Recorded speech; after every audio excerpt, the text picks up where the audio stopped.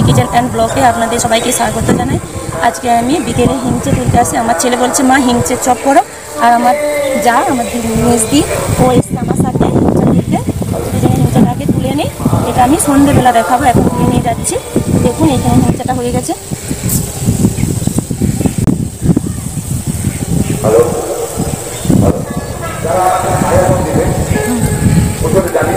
দেখুন বন্ধুরা, আমার হিংচা তোলা হয়ে গেছে।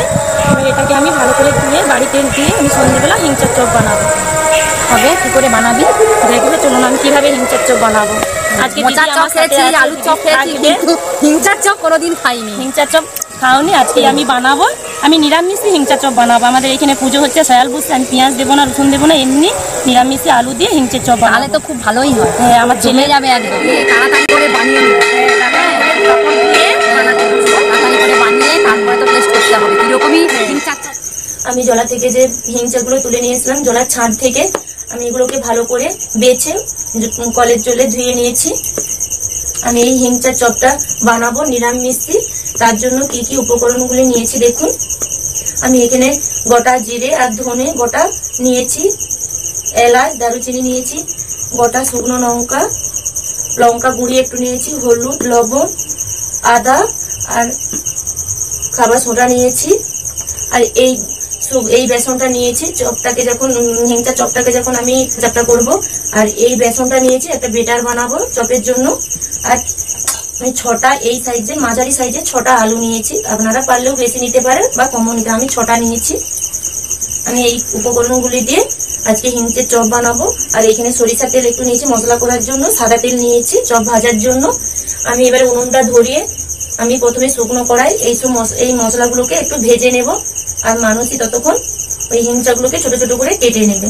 হিংচা একটু টিটকুটি লাগে, ওকে আমি একটু ভাপ বলিয়ে নেব। ঠিক আছে, আমি উনুন ধরাই। আর এই রেসিপিটা আপনারা প্রথম থেকে শেষ পর্যন্ত দেখবেন আর লাইক করে আমার চ্যানেলটিকে সাবস্ক্রাইব করবেন। আমি হিংচেগুলোকে ছোট ছোট করে কেটে নিয়ে আমি উনুনকে এবার ধরে নিচ্ছি। আমাদের এখানে ধান জলার ছাদে হিংচাগুলো হয়েছিল, খুব নরম হিংচাগুলো। আপনারা তো অনেক মোচার চপ চপ খেয়েছেন, আমি নতুন হিংচের চপ বানাবো। আপনারা খেয়ে দেখবেন কিরকম হয়েছে। দেখুন বন্ধুরা, আমার হিংচেটা কাটা হয়ে গেছে। এবারে একে একটু সেদ্ধ করে নেব, যাতে ওই জলটা বেরিয়ে যায়। একটু টিটকুটি ভাব লাগে হিংচেটা, তাহলে আর তিতেটা লাগবে না।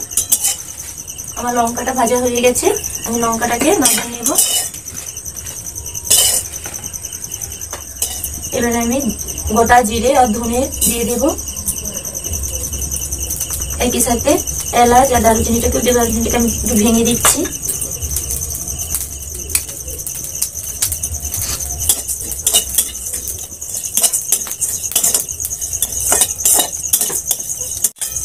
আমার এটা ভাজা ভাজা হয়ে গেছে, চটচট করছে। এবার আমি নামিয়ে নেবো, বেশি ভাজবো না, কালার হয়ে যাবে।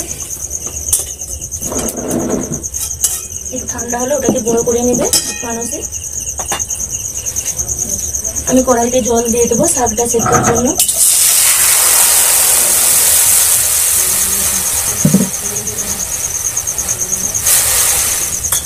আমি মশলাকে গুঁড়ো করে নিচ্ছি।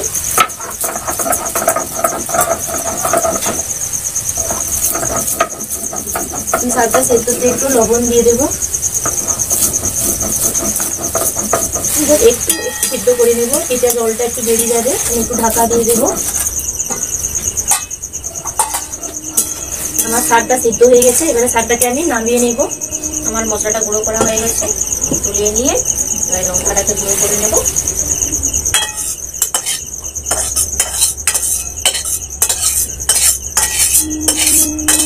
আমি ছাল সহ আলুগুলোকে সিদ্ধ করবো।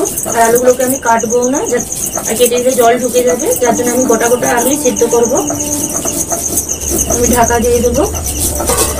আমার আলুটা সিদ্ধ হতে হতে আমি এই বেসনের একটি বেটার বানিয়ে নিব। আমি এতে লবণ দিয়ে দেবো। আমি শাকে একটু লবণ দিয়েছি, এবার এতে হচ্ছে আমি পরিমাণ মতন দেবো।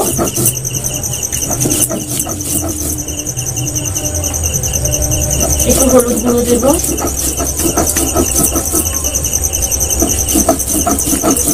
একটু লঙ্কা গুঁড়ো দেবো,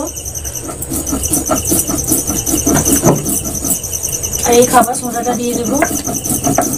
আমার লঙ্কাটা গুঁড়ো করা হয়ে গেছে, আমি তুলে নিচ্ছি।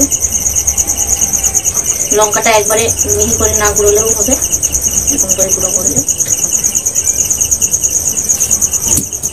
দেখুন আমি এই ধরনের একটি বেটার করে নিয়েছি, বেশি পাতলাও নয় মোটাও নয়, তো এই ধরনের দেখুন।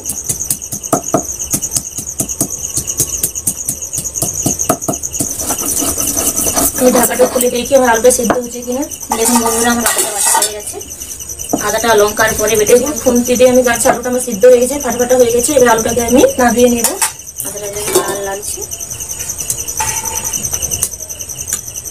আমি ছানটা দিয়ে আলুগুলোকে তুলে নেব, জলটাও ঝরে যাবে। আলুটা একটু সময় আমি রেখে দেবো, ঠান্ডা হয়ে যাবে। ঠান্ডা হয়ে গেলে আলুটাকে আমি ছাড়াবো, দিয়ে মাখাবো। একটু গরম তো প্রচুর, তাহলে একটুক্ষণ থাক। আলুটা ঠান্ডা হয়েছে কিন্তু একটু গরম আছে, এমনি ছালটা একটু একটু করে ছাড়িয়ে নেব।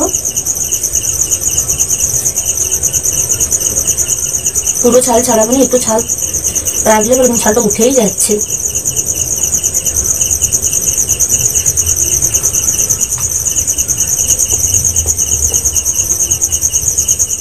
আমি চপের মশলার জন্য কড়াইতে প্রথমে সরষা তেল দিয়ে দেবো। সরষা তেল কিন্তু অল্প পরিমাণে দেবো, বেশি তেল দিয়ে কিন্তু মশলা তেলটা একটুই দেবো, জাস্ট আমি যদি এই তেলেই চপের মশলাটা বানাবো। আমার তেলটা গরম হয়ে গেছে, আমি এবার তেলের উপরে আদা বাটা দিয়ে দেবো।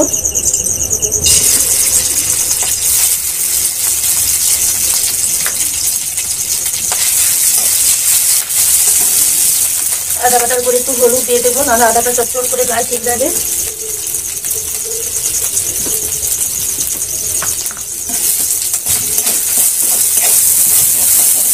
আমি আদাটার উপরে আদাটা ভাজা ভাজা হয়ে গেছে, এতে আলুটা দিয়ে দেবো।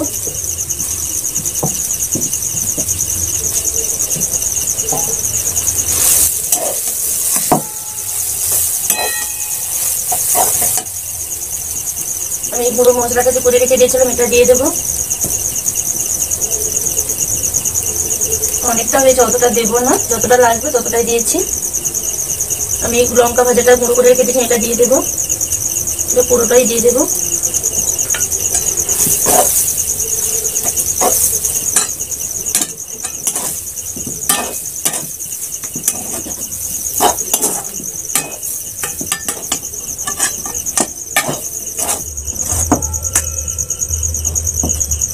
এবার আমি এতে শাকটা দিয়ে দেবো। শাকটা আমি ছেঁকিয়ে রাখছি, তবু একটু আমি নিচড়িয়ে দেবো, জল আছে। এইভাবে আমি শাকটাকে নিচড়িয়ে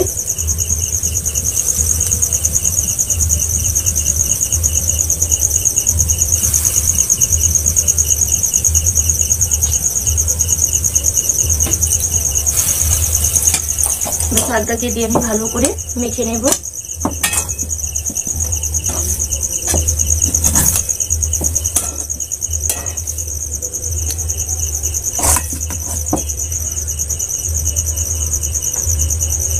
আমি এই নুনটাই দেবো, কেন শাকের নুন আছে মানে এটাতে অল্প করে দেবো, বেটারে মাখানো আছে নুন। এইভাবে আমি খুব অল্প আঁচে ভালো করে মেখে নেব শাকটা দিয়ে আলু ঠাসাটাকে।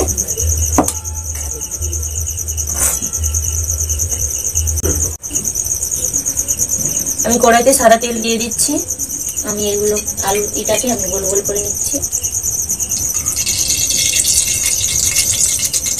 তেলটা গরম হতে হতে আপনি দেখো মা কি করছে, আমি কি করছি। আলু ঠাসাটা খুব সুন্দর হয়েছে, টাইট টাইট। যত টাইট হবে তত আমি চপটা ভালোভাবে এইভাবে আমি তৈরি করতে পারবো। আমার হয়ে গেছে, আমি এরকম সবগুলো একটা একটা করে নেব।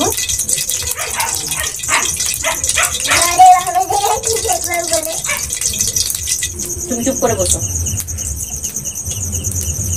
দেখো এটা কি বানাচ্ছি, এটা নাড়ু। তুমি নাড়ু খাবে? এটা হচ্ছে ঝাল ঝাল। আমি এইভাবে বেসন দিয়ে, শুকনো বেসন দিয়ে আলুর এগুলোকে, লাড্ডুগুলোকে সব এইভাবে চপ বানিয়ে নেবো। দেখুন গোল গোল হয়েছে লাড্ডু। আমার তেলটা গরম হতে হতে আমি এটাতে এইগুলোকে বানিয়ে নেব।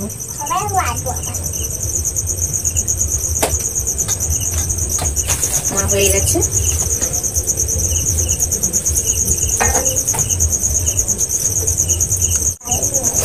আমার তেলটা গরম হয়ে গেছে। আমি চপটা ছাড়ার আগে ওই গরম তেলটা কিছুটা তুলে আমি এই বেটারে দিয়ে দেবো, দিলে চপটা মচমচা আর মানে খুব সুন্দর মচমচা হয়, খেতে ভালো লাগে। আমি এই গরম তেলটা আগে তুলে এই বেটারে দিয়ে দেবো।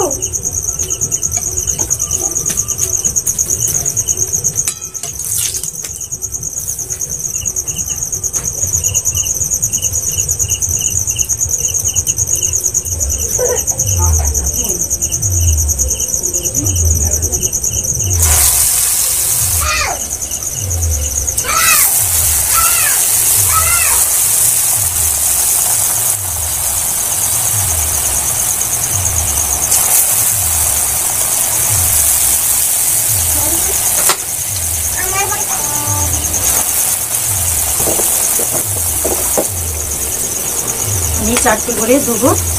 আমার ছোট কড়া তো বেশি দিলে হবে না, ভাসা তেলেও চপ ভাজতে হবে, যার কারণে 4টে করে দিয়েছি।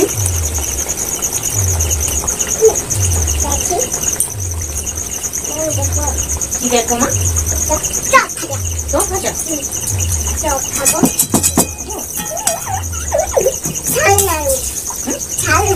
ঝাল নাড়ু। আমার চপগুলো দেখুন লাল লাল হয়ে গেছে, ভাজা হয়ে গেছে। এবার আমি চপগুলোকে তুলে নেব।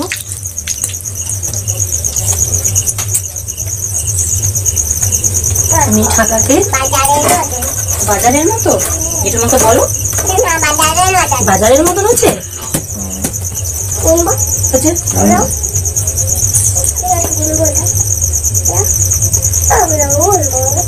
তুমি কি বলবে?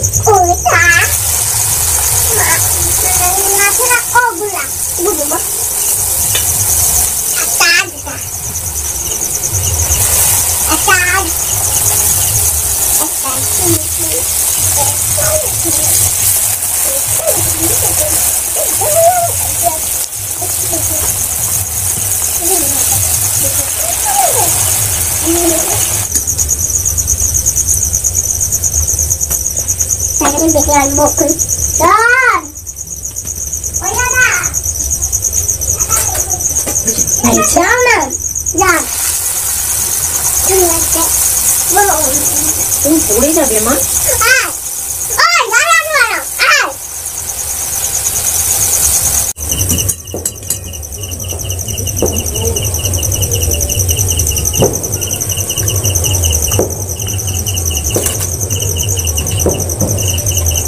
দেখুন আমার সব চপগুলো ভাজা হয়ে গেছে।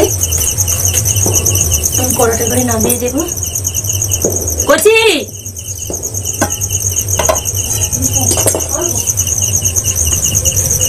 চলে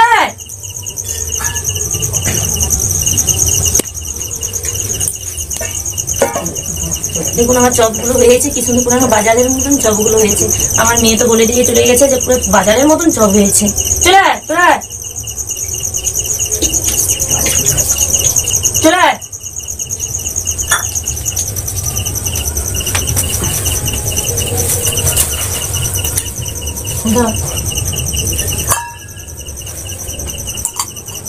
এগুলো দোকানের মতন চপগুলো মচমচা হয়েছে।